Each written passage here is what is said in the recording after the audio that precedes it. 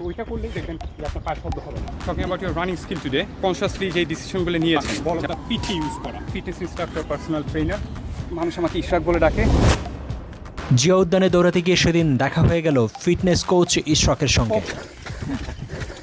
দৌড় নিয়ে অনেক কথা হলো।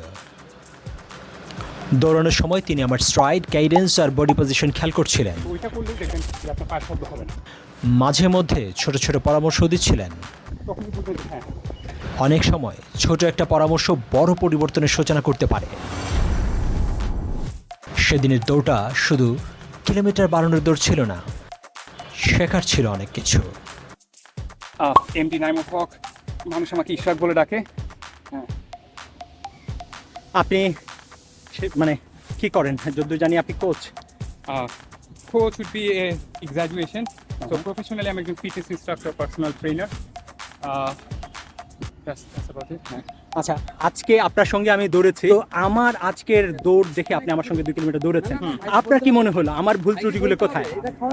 ইমপ্রেসিভ থিং যে আপনার সাথে যখন কথা বলতে পেরেছি, আপনি বলেছিলেন যে আপনি রানিংয়ের ব্যাপারে কি ব্যাপারে প্রফেশন নিয়েছেন, আপনি কিছু এক্সপার্টদের সাথে কথা বলেছেন।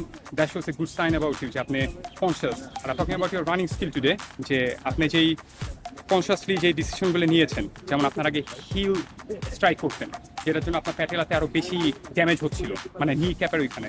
তো আপনাকে যে এক্সপার্টিসরা যেই সাজেশন করেছে, পাইলোমেট্রিক্স করা, ওর হয়তো বা বল অফ দ্য ফিট ইউজ করা, আমাদের যে এখানে বল অফ দ্য ফিট আছে, মিডফুট না, বল অফ দ্য ফিট, এটাকে আপনি ঠিকভাবে ইউজ করছেন। আমি দেখলাম যে রানিংয়ের ক্ষেত্রে আপনার স্ট্রাইডিংগুলো ঠিক হচ্ছে। তো দ্যাট শোজ যে আপনি ইমপ্রুভমেন্টের দিকেই আগাচ্ছেন। অনেক ভালো একটা দিক।